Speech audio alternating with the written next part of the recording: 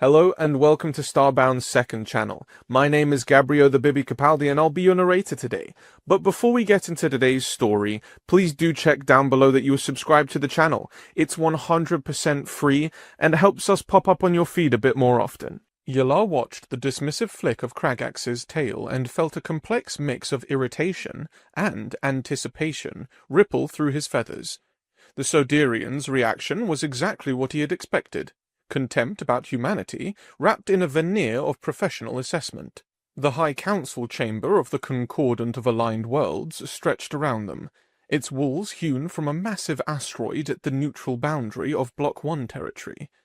The ceiling soared 50 feet high with minimal ornamentation, utilitarian in its design.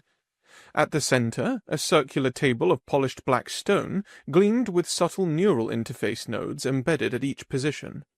The chamber's dim lighting favored Drixian vision, while challenging Yalar's avian sight, another small disadvantage he had to overcome. "The humans?" Kragak barked, his broad shoulders, powerfully built frame shifting as he leaned forward. The rough, scaled skin of his burnt orange and brown body seemed to darken with contempt. His blunt snout revealed visible teeth as he spoke, and his vertical-pupiled deep green eyes narrowed beneath heavy brow ridges. "You must be molting, Hitharian. Those bipeds barely understand gravitic propulsion." Yalar's amber eyes narrowed slightly, the only outward sign of his frustration. Standing just 5 feet tall with his slender frame, he knew his short, dense feathers in deep navy blue bristled almost imperceptibly. He straightened his formal attire of layered fabrics in muted colors, a habitual gesture when gathering thoughts. His vestigial wings, appearing as elaborate shoulder structures, remained perfectly still through force of will. "Earth's intelligence is young," added Drix, the lean, 8-foot-tall Drixian observing from across the table. His smooth, snake-like scales in dark green contrasted with the pale yellow of his underbelly. His completely black, recessed eyes revealed nothing as they fixed on Yalar. No visible ears on his narrow face, only heat-sensing pits along his jawline. "Their weaponry would be ineffective against Microvian shields." Yalar tilted his hawk-like head, his curved ivory beak catching the light. He had spent years studying humanity from afar, cataloguing their rapid technological evolution, analyzing their fractious politics, and most importantly, witnessing their startling capacity for rapid change. Yet here, in this chamber where the temperature fluctuated as the environmental system struggled to balance the needs of reptilian and avian biology, his colleagues saw only primitive beings unworthy of galactic notice. "They lack our technology, yes," Yalar conceded, activating the neural connection that would allow him to share data directly with his colleagues' minds. In their shared mental space, he manifested a detailed virtual screen of Earth's solar system. "But they learn fast. No species in recorded history has advanced from atmospheric flight to spacefaring in a single century." The statement hung in the chamber as he expanded the virtual screen to show a timeline of human military history. He created a series of interconnected mental displays showing warfare evolution across centuries, each screen showcasing key technological leaps with precise timestamps. "Impressive for primitives," Kragak said, his thick, muscular tail thumping against the floor in irritation. "But irrelevant in galactic warfare." Yalar tilted his head, a gesture that among his kind indicated deep consideration. He had anticipated every objection. He had prepared counters for each dismissal. What he couldn't fully explain, even to himself, was the depth of his conviction that humanity represented something unique in the galaxy, a potential ally unlike any other. Kragak dismissed Yalar's screens with a mental gesture, replacing them with his own virtual display. "What about the Vulcrins? Their planetary defenses are already compatible with our systems." "The Vulcrins have already declared neutrality," Yalar countered, feeling his feathers rustle involuntarily. Their philosophical stance can be changed with proper incentives, Drix interrupted, his exceptionally long fingers with suction-like pads making a dismissive gesture. Their culture easily accepts violence and wars. Yalar felt frustration building in his chest. The Volcrins will not break neutrality. They've maintained it through 3 previous galactic conflicts. Then the Jeruvians, Kragak pressed, pushing a new virtual screen showing Jeruvian technological demonstrations. His claws scraped together in impatience. Their gravitational manipulation technology is precisely why Block 2 is already courting them, Yalar replied, his voice rising slightly as he swiped a gesture to replace the screen with intelligence data, showing diplomatic exchanges between Jeruvian elders and Mecrovian High Command. His emotional state caused the mental screens to flicker slightly despite his attempts to maintain clarity. His beak clicked softly, a sign of agitation he struggled to suppress. Drix, who had been observing the exchange with characteristic stillness, finally spoke. The Terrans have never engaged in interstellar diplomacy. They are an unknown variable.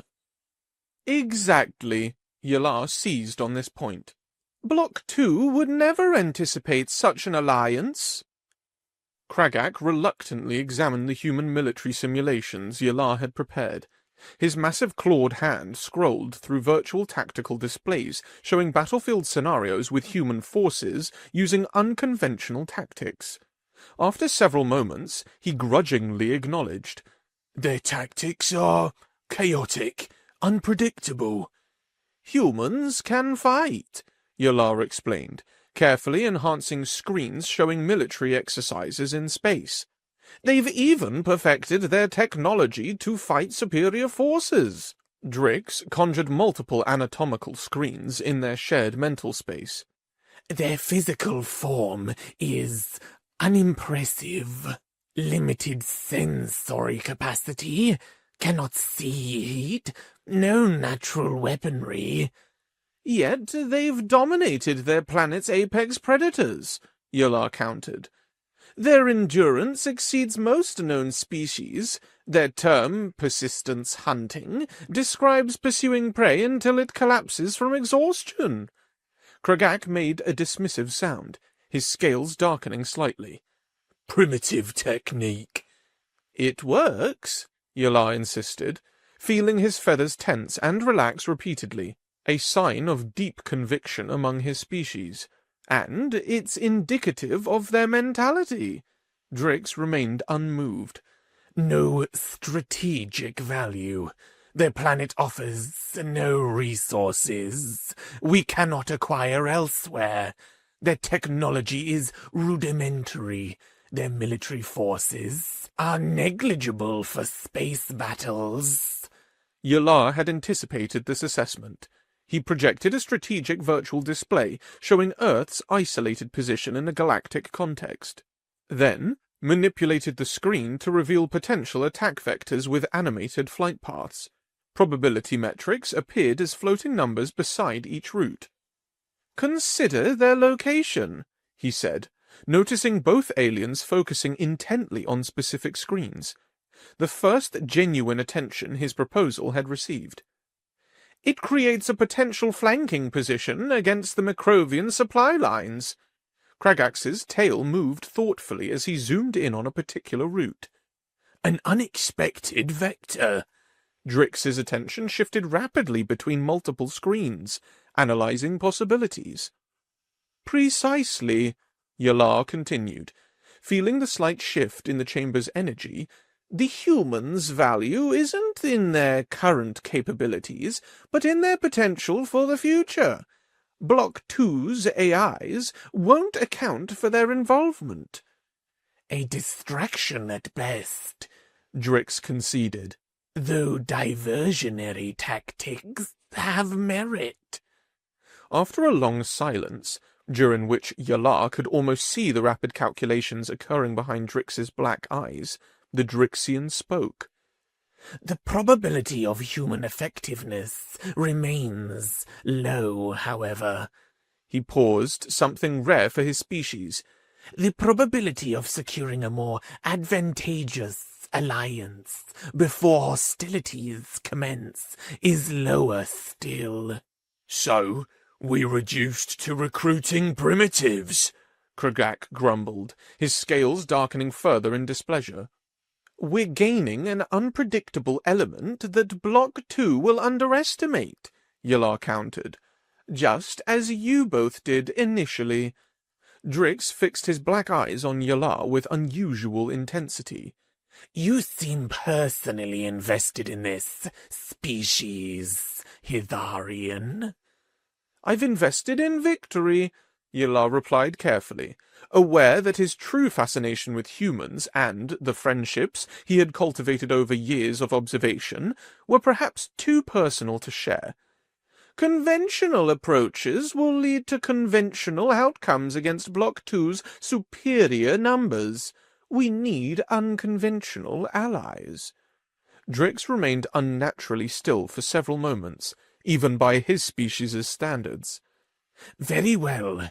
We will extend diplomatic overtures to Earth, but the technological exchange will be gradual, enough to make them useful, not enough to make them threatening.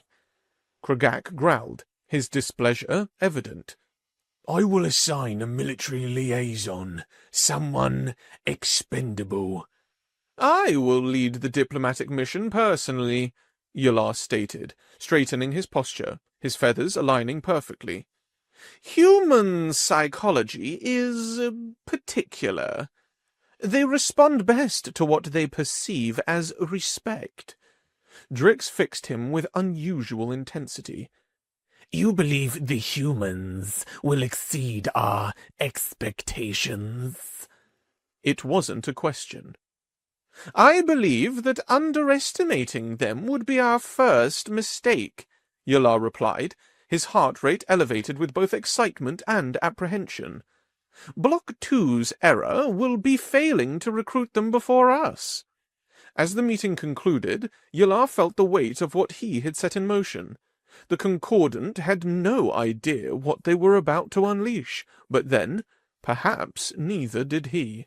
6 standard cycles later, Yalar stood in the hastily retrofitted central meeting chamber of Space Station New Dawn, Earth's modular orbital platform that had been cobbled together from various national contributions. The artificial gravity in the rotating residential sections felt slightly off to his avian physiology, but he kept his discomfort hidden beneath a diplomat's composure. Ambassador Daniel Reeves studied him from across the table. The human was in his mid-50s, with a lean build that still carried a military bearing despite his civilian attire. His silver-grey hair was cut short, his face clean-shaven with deep lines around his eyes that suggested both frequent smiles and significant stress. The formal blue suit he wore carried a subtle silver Earth emblem on the label. "Ambassador Yalar," Daniel began, extending his hand, then awkwardly withdrawing it as he remembered the briefing on Hitharian customs. "Welcome to Earth's Orbital Station 1. I must admit, this is unprecedented in human history." Yalar offered a slight bow of his head. "Ambassador Reeves, I appreciate the accommodations you've made on such short notice. The Concordant of Aligned Worlds recognizes the significance of this exchange." He noted how Daniel's heart rate remained steady despite the enormous pressure of first contact. Impressive self-control for a species often characterized by emotional volatility. "I won't pretend we're not surprised by your interest," Daniel continued. "Until recently, we had no indication the Concordant even acknowledged our existence." Yalar activated his personal neural interface, which had been adapted for transmission to the primitive human screens. As visual data of the galactic political situation appeared with Earth's position highlighted, he carefully explained Block 2's expansion and increasing aggression. He deliberately avoided terminology that would paint humanity as primitive, though the technological gulf between them was obvious to both parties. "We seek allies with unique perspectives," Ylar stated, watching Daniel's eyes narrow at the strategic implications. "We are willing to pay for it with knowledge." "So, after ignoring humanity for decades, you suddenly remember us?" Daniel's slight smile did little to soften his words. "Forgive my skepticism, but it looks to me you're desperate for alliances." Ylar felt his feathers bristle slightly. "Your skepticism is warranted. I will be direct. The Concordant previously considered Earth too technologically undeveloped for meaningful alliance. I have argued otherwise." "You've argued we're more useful than previously thought?" Daniel replied. "Not exactly flattering." "I've argued you're underestimated," Ylar corrected. "There's a distinction." The large screen behind Daniel activated, showing a panel of global leaders from major nations. Ylar carefully explained the technological exchange proposal, emphasizing defensive technologies would be prioritized. He stressed technological transfer rather than dependency. The UN Secretary-General leaned forward, her expression grave. "Ambassador Ylar, while we appreciate this opportunity, we must ask, what guarantees do we have that Earth won't simply become a sacrificial distinction in your war?" Ylar had anticipated this question. He straightened to his full height, feathers settling into perfect alignment, a posture of formal commitment among his species. "I will personally oversee the technology transfer and remain here as liaison. My life will be as vulnerable as yours." He noticed the surprised exchanges among the human leaders. Such a direct personal commitment was apparently unexpected. After hours of negotiation, Daniel's expression had shifted from skepticism to cautious optimism. "Your willingness to remain here makes a compelling statement about your commitment." "We accept these initial terms and welcome you as our guest, Ambassador Ylar," the UN Secretary-General announced, her image flickering slightly on the screen. Ylar experienced unexpected relief. The mission had been accomplished more easily than anticipated, though he noticed calculating looks from the human military advisors that he found intriguing. As the leaders disconnected, Daniel studied him with renewed interest. "I suspect there's more you haven't shared about why the Concordant finally noticed us." "And I suspect there's more to humanity than appears in your official records," Ylar countered. Daniel's smile turned genuine for the first time. "Then we'll both have discoveries to make during your stay." Ylar noted the human's heart rate finally fluctuating, showing authentic emotion rather than the diplomatic mask he had maintained throughout the negotiations. 1 month later, Ylar walked through the newly constructed lunar base that combined human architecture with concordant technology. The artificial gravity generators created proper weight for both human and Hitharian biology. But there were subtle differences in the environment that told him humans had already begun modifying the transferred technology. "We've found your propulsion systems fascinating, though honestly quite conservative in design approach," said Lai Wei, the tall, brilliant Chinese physicist who now headed the integration project. She guided him through a vast hangar bay where prototype vessels were under construction beneath a transparent dome that revealed Earth hanging in the black sky. Ylar tilted his head in confusion. "Conservative? They're based on centuries of refinement." "Yeah, refinement along a single technological path." Lai Wei explained with barely concealed excitement. "We're exploring some alternative approaches that might interest you." Ylar felt the first twinge of unease at her implications. Human engineers were talking about improving virtual interface systems with tactile feedback mechanisms not present in the original concordant technology, evidence of rapid construction and expansion beyond the original blueprints was everywhere. He excused himself from Lai Wei's presence and prepared a status report for Kragak and Drix. He carefully framed the rapid human progress as confirmation of his predictions while editing the video to avoid showing certain human modifications. He justified technical changes as local adaptations necessary for human physiology. As he finished his report, Yala accidentally accessed a restricted database. He glimpsed weapons designs that appeared frighteningly advanced and saw simulations of hybrid technology with alarming capabilities. Before he could investigate further, security personnel approached with polite but firm redirection. His feathers remained fluffed in agitation for hours afterward. Daniel later offered a vague explanation about a misunderstanding, but Yala's unease only deepened. 6 months later, after the initial technology transfer, Yala stood on the massive converted oil platform in the Pacific Ocean that now served as a marine testing facility. Submarine launch bays extended deep below the waterline, and massive structures that had been constructed above the ocean surface. Military vessels from multiple nations ran coordinated exercises that showed a level of international cooperation unprecedented in human history. Commander Mohammed, an imposing Egyptian man with a cybernetic eye implant that represented technology not included in the Concordant transfer, explained the submarine fleet applications of shield technology. "We've solved the radiation leakage issue in the shield harmonics," he mentioned casually. "Our engineers found an elegant solution." Yala blinked rapidly in response. "That issue has plagued Concordant vessels for decades." Admiral Mohammed shrugged. "Sometimes fresh perspectives help.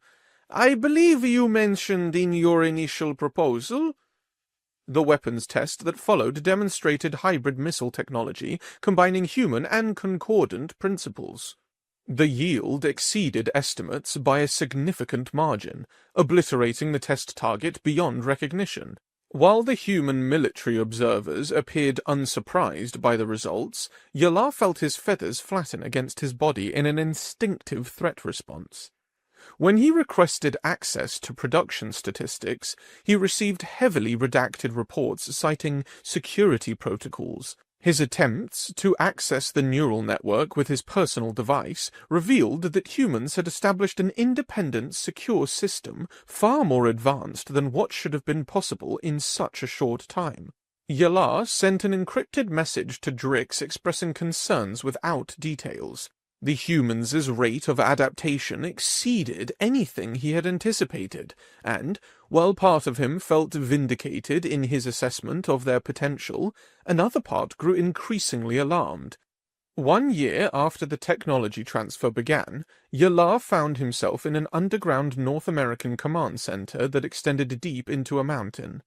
The vast command theater contained global monitoring systems where hundreds of personnel coordinated worldwide operations.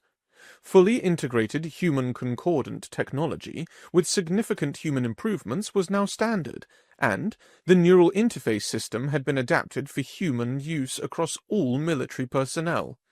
Yala noted with glowing concern that his access credentials had been noticeably limited, and his quarters were now subtle but definitely monitored. The transformation was complete. Ship production had exceeded concordant estimates by 300%. Technology integration and improvement had gone beyond anything anticipated, and the previously fractious nations of Earth had formed a unified command structure. "We didn't just arm them," Yala realized with growing alarm. "We unified them." The crisis came suddenly. Daniel, now wearing diplomatic insignia indicating elevated status but still clearly civilian, called an emergency meeting with Strategic Command. The military leadership gathered to address a concordant emergency communication.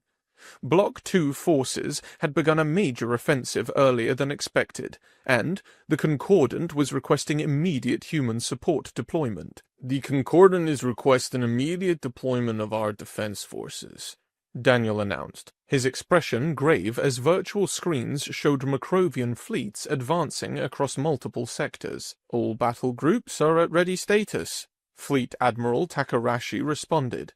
Lunar Fleet can launch within 3 hours. 3 hours? Yalar's voice rose in shock. You have lunar battle groups already assembled? Daniel met his eyes directly. Ambassador, we've been ready for 2 months. The room fell silent as the implications sank in. On screens around them, hundreds of vessels were being activated, launch sequences initiated globally.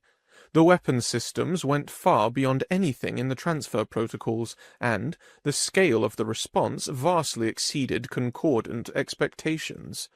For the first time, Yalar was granted access to the full battle plan. The advanced virtual screen interface displayed human strategy against Block 2, and multiple interconnected mental screens revealed scope and aggression beyond anything discussed during their year of alliance. These weren't merely defensive actions, but a full offensive campaign based on detailed intelligence on Block 2's weaknesses that humans had somehow gathered without Yalar's knowledge. "What have we unleashed?" he whispered to himself, horrified yet fascinated. He remembered Kragax's dismissive attitude towards human capabilities, and Drix's cold probability calculations that hadn't accounted for human adaptation rates. As deployment began, a mixture of pride and terror filled him. They had no idea what was coming for them, neither Block 2 nor his own concordant allies. Yalar's feathers remained unnaturally still as the concordant flagship, the Hunter, loomed before his shuttle view screen.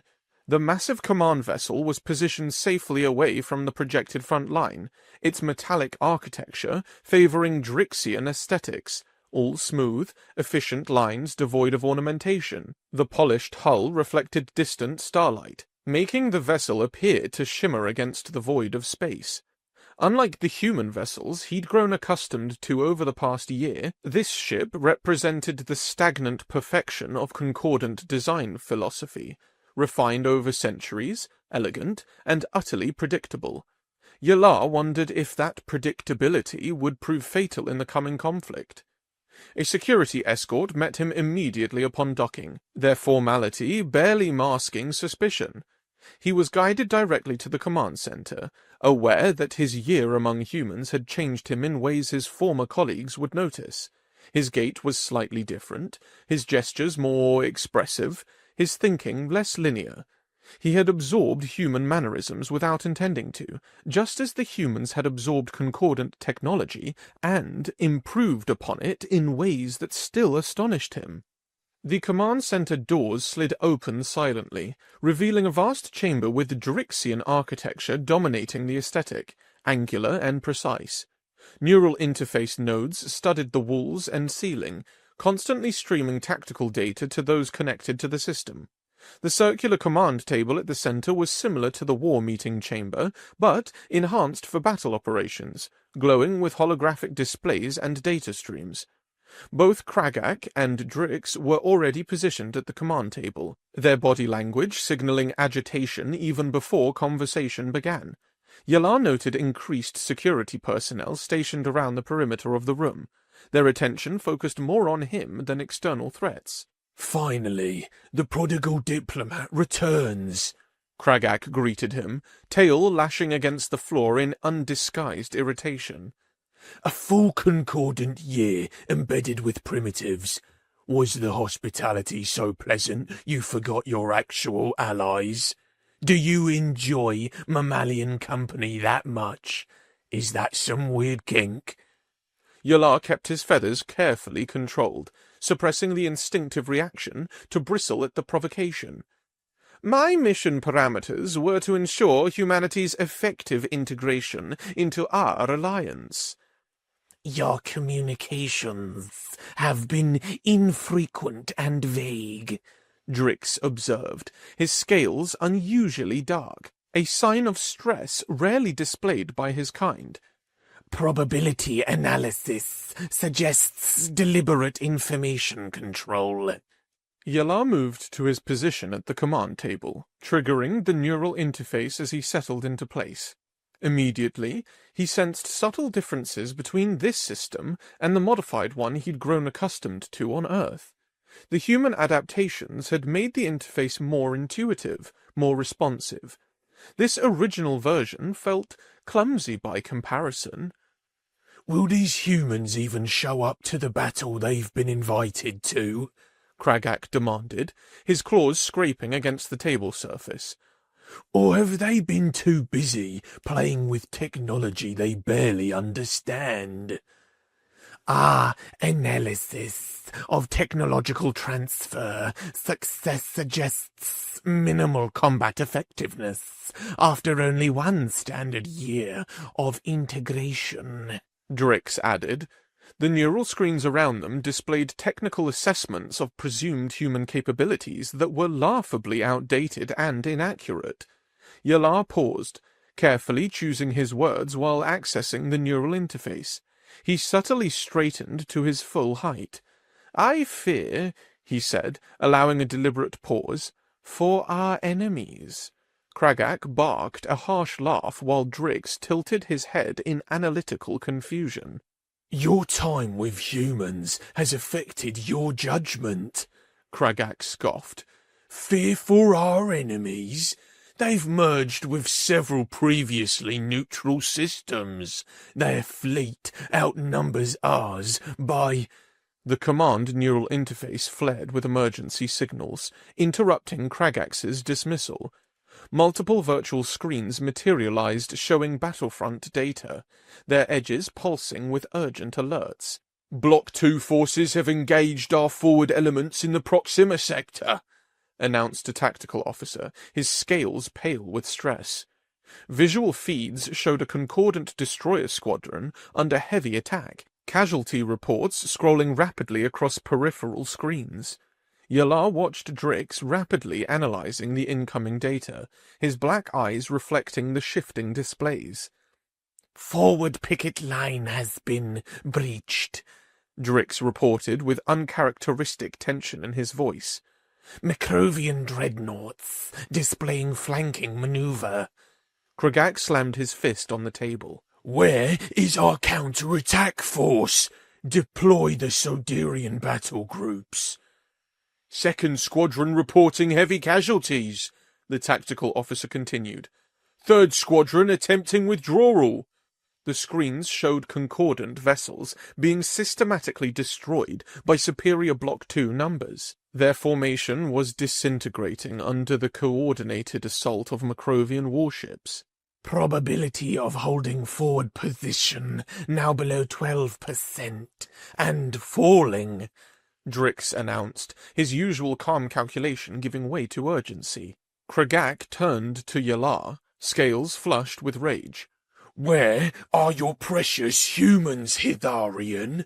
Our forces are being slaughtered.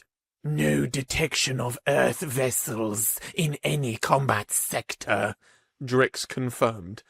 Probability of human engagement with effective time frame approaching 0. Yalar maintained complete calm, his confidence unwavering despite the crisis unfolding on the screens. Any moment now. Just wait. Wait? Kragax's incredulity was palpable. Our forward line is collapsing. Yalar accessed the neural system, subtly adjusting sensor parameters on multiple screens. He knew what to look for, having been briefed by Daniel in those final hours before departing Earth. The virtual screens showed a row of concordant destroyers caught in crossfire, Block 2 forces closing in for the kill. The Macrovian flagship directed a coordinated attack that was systematically eliminating the outmatched concordant vessels. Command staff watched in horrified silence as Allied ships disintegrated one after another. Kragax's scales had paled with shock at the tactical disaster unfolding, while Drix's probability calculations streamed across his personal neural interface, all showing imminent defeat. Then it happened. Unknown spatial distortion forming at relative coordinates 227, 883, 104, the tactical officer announced suddenly. A massive fissure opened in space itself, tearing across normal space-time like a wound in reality. The anomaly registered on every sensor in the fleet, sending cascades of contradictory data through the neural network. "Impossible," Drix stated, his voice unusually emotive. "Space was locked in that area." "What weapon is this?" Kragak demanded. "Are the Macrovians deploying something new?" Yalar felt his feathers slightly extending in anticipation. Not the Macrovians. From the spatial tear poured hundreds of vessels unlike any design previously seen in concordant records. They emerged like predators from ambush, specialized vessel types with distinctive configurations defying conventional classification. The neural screen struggled to categorize or analyze the human fleet composition. Their designs too far removed from standard galactic naval architecture to be easily identified. The command center fell completely silent as the scale of the human arrival became apparent. Drix stared unblinking at the displays, frozen in unprecedented shock. Kragax's mouth hung open, his tail completely still for perhaps the first time in Yalar's experience. "I did warn you they were underestimated," Yalar said with a slight nod of satisfaction, despite his inner turmoil at the implications of what he was witnessing. The neural screens identified multiple ship classes never before seen in galactic warfare. Disruptor-class vessels immediately targeted enemy communications and sensors. Interceptor swarms, hundreds of single-pilot craft, moved in coordinated patterns that defied prediction algorithms. Hammer-class heavy assault ships with unprecedented shield configurations and no apparent weapons approached the enemy formation. Most unsettling were the Ghost-class vessels that appeared to phase in and out of normal space detection, confounding concordant sensors almost as effectively as they did the enemy's. "Their fleet structure is unique," the tactical officer stated, unable to keep wonder from his voice. Yalar watched as human electronic warfare vessels systematically targeted Block 2 command networks. The enemy coordination visibly deteriorated across tactical displays as Macrovian attempts to re-establish communication links were repeatedly thwarted.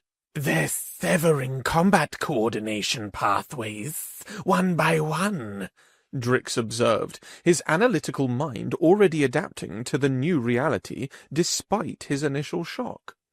The human fighter swarms engaged enemy interceptors with devastating efficiency. The virtual screens struggled to track hundreds of simultaneous small unit engagements as human pilots demonstrated maneuvers that should have exceeded biological limitations. "They are using automated or semi-automated control systems," the tactical officer reported. "Their fighter craft are achieving 83% kill ratio against Macrovian squadrons," Drix calculated, his voice reflecting grudging respect. Kragak leaned forward as the Hammer-class vessels deployed previously unknown weapon technology. "Those things are targeting the shield frequencies. How did they—" He fell silent as the realization struck him. The humans hadn't just incorporated concordant technology, they had analyzed it, understood it at a fundamental level, and improved upon it beyond recognition. Block 2 cruisers found themselves suddenly vulnerable, their shields fluctuating and failing within moments as tiny human drones probed and exploited their frequencies. Virtual screens across the command center filled with Block 2 distress signals as Macrovian commanders attempted to reorganize defensive formations. Human forces exploited every gap in enemy lines, with precision timing that suggested extensive preparation. "Their tactical algorithms are reacting to Macrovian responses in real time," Drix noted, his initial shock giving way to professional appreciation. "They're fighting like they've studied Macrovian tactics for decades," Kragak added, his previous contempt replaced by growing respect.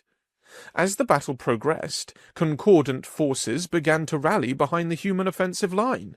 Soderian battle groups reorganized, and Drixian analytical vessels coordinated with human command ships despite no prior joint exercises.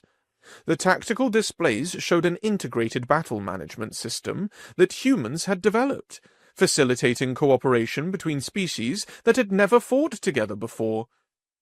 Human command vessel is transmitting tactical data to our forces, the tactical officer confirmed. The Ghost-class vessels demonstrated space-folding technology that should have been impossible, appearing behind enemy lines, striking, then shifting position before counterattacks could land. Multiple screens showed confused enemy forces firing at empty space where human ships had been moments before. This technology contradicts known spatial limitations, Drix stated, his scales paling further. Are they manipulating dimensional barriers? Kragak wondered. That's theoretically possible, but was never done successfully. Apparently, humans don't respect theoretical limitations, Yalar replied, unable to keep a note of pride from his voice. The battle's momentum briefly shifted when enemy forces consolidated around the massive Macrovian mothership. The virtual screens showed enemy reserves being deployed to protect the command vessel, and concentrated fire pushed back human assault squadrons. Macrovian weapon systems caused significant damage to smaller human vessels, and the tactical display indicated a shift as Block 2 stabilized their defenses. They've rallied, Kragak observed grimly. The Macrovian mothership defense grid is formidable. Then, a single, massive human vessel detached from the main fleet. Its unusual configuration defied conventional classification attempts, but the energy readings it generated caused Drix to make a sound of disbelief. Energy readings exceeding known weapon parameters by factor of 12, he reported. The command center staff watched in anticipation and dread as the human ship accelerated directly towards the Macrovian mothership. The enemy focused all firepower on the approaching threat, and the human vessel's shields began failing under the concentrated bombardment. They're sacrificing their capital ship in desperation? Kragak asked incredulously. Observe carefully, Yalar advised softly. The screens showed the human vessel continuing its approach despite catastrophic damage. It penetrated the outer defense perimeter of the mothership, collision appearing imminent on all virtual screens. A massive energy surge was detected moments before impact, and a blinding flash overwhelmed visual sensors temporarily. When the screens cleared, the Macrovian mothership was breaking apart, a catastrophic chain reaction consuming the enemy command vessel from within. Block 2 forces fell into disarray as their command structure collapsed. A communication review appeared on Yalar's personal neural interface. Thanatos drone vessel operation complete. No crew casualties. It was unmanned, Yalar explained, the revelation causing Kragax's jaw to drop. A drone ship. They sacrificed the capital ship willingly? Kragak asked, still struggling to comprehend the strategy. Not a sacrifice if no lives were lost, Drix pointed out. Logical, but extreme. The neural screens showed Block 2 forces beginning a full retreat across all sectors, their cohesion entirely broken by the loss of their command vessel and the unprecedented human tactics. Humans call it asymmetric resource allocation, Yalar explained. They value their people above their technology.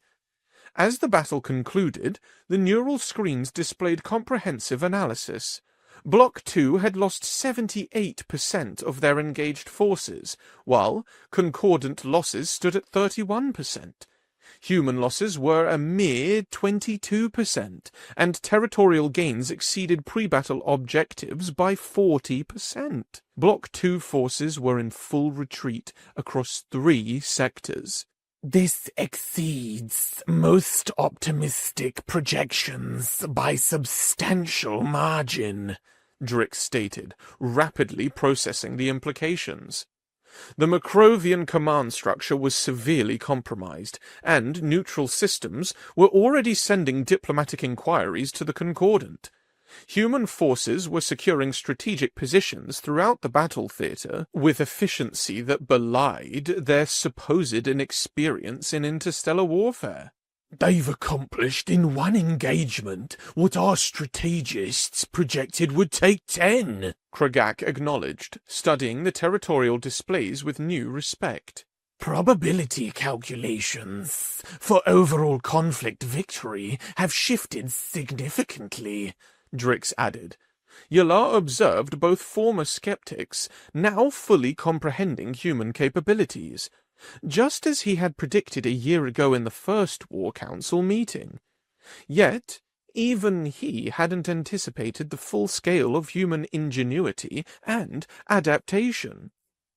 A neural alert notified them of an approaching diplomatic shuttle the following day. Kragak ordered an honor guard to the reception bay. Unprecedented respect for what had been considered a primitive species just 1 year earlier. The command table configuration automatically adjusted, a 4th position materializing equal in size and prominence to the original 3. The Council expands, Drix observed. Unprecedented.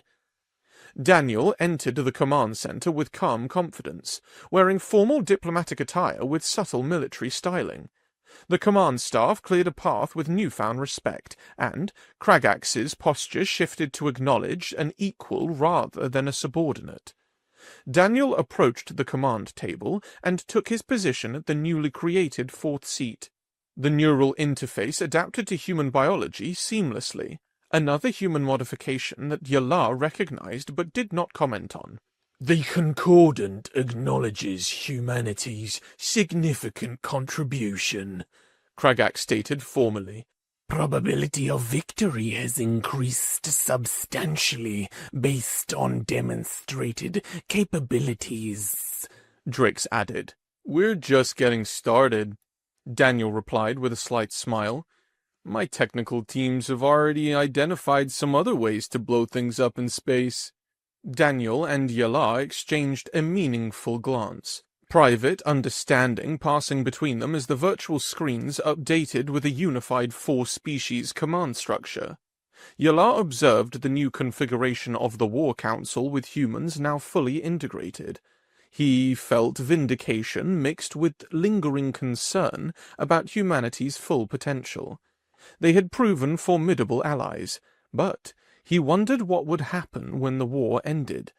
Would humanity be content with their new place in the galactic order, or would their extraordinary capacity for improvement lead them to dominance? The real war, and humanity's true capabilities, were just beginning.